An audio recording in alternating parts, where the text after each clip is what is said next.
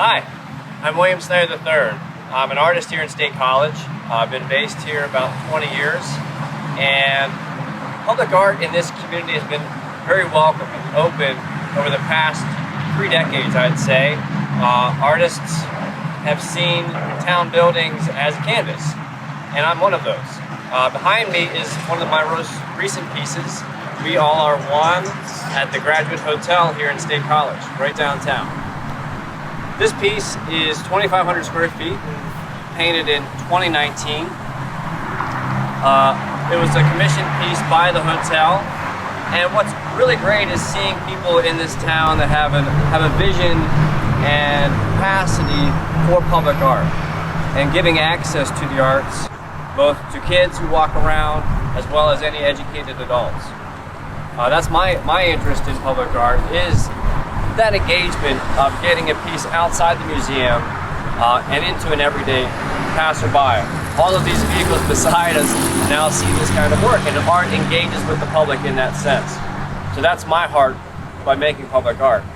This piece, called We All Are One, was a piece, I think, in this time and era of diversity and national conversations.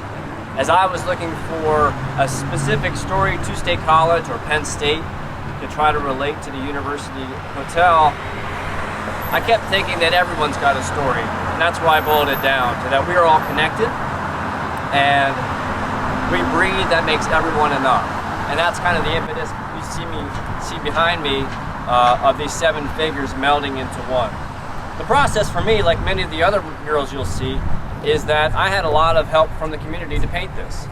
It's a pretty big painting, 2,500 square feet, which was painted off-site by about 20 volunteers that helped fill in the lines after we projected images onto screens, and then I hung it like wallpaper, just like your kitchen, just on a little larger scale. This drawing actually began as a digital image it was actually a pen and ink sketch that I began, and they were just made up faces that were melded together, trying to bridge the gaps of an infant, an elderly man, gender neutral, African American, almost like an Egyptian descended female. The next figure probably resembles myself because, well, I just had to. And then more diversity. Just trying to meld that range of age, race, gender, sexual identity, all into the mix, so that we're not different. We're all connected in this.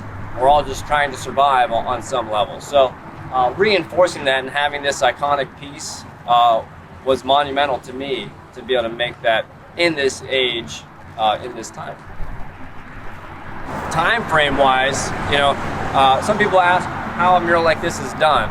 Right, this began as again, I said, a small sketch in a notebook. I then digitized that and worked on the color, scaled it up, projected it, and painted it off-site so that I was not hanging on this building for months. But we painted it over about a month period. And then I had about 3 weeks of hanging it and doing final painting on the wall. Well, for me personally, this piece was my largest to date. It was my first kind of reinforcement of being asked by a legitimate entity on a commission this size and of this budget, actually. I had believed in my work and had done some in the past, more on the volunteer capacity, just to kind of learn the process. But this really reinforced and established my capacity to be able to produce something like this on this scale, and for a very public client.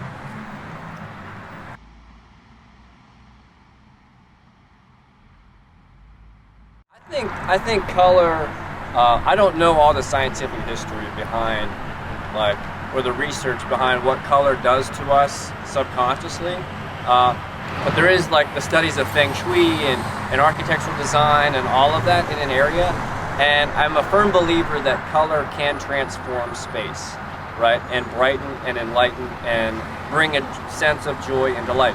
We may not even know why we respond to such things as these eyes or this vibration of color, right? That brings some sense of energy and life. So I hope that that's kind of what I bring to my work. You'll see in many of the other ones that I do work with a very bright, saturated palette because of that, like sense of joy and happiness that can I exude from a painting.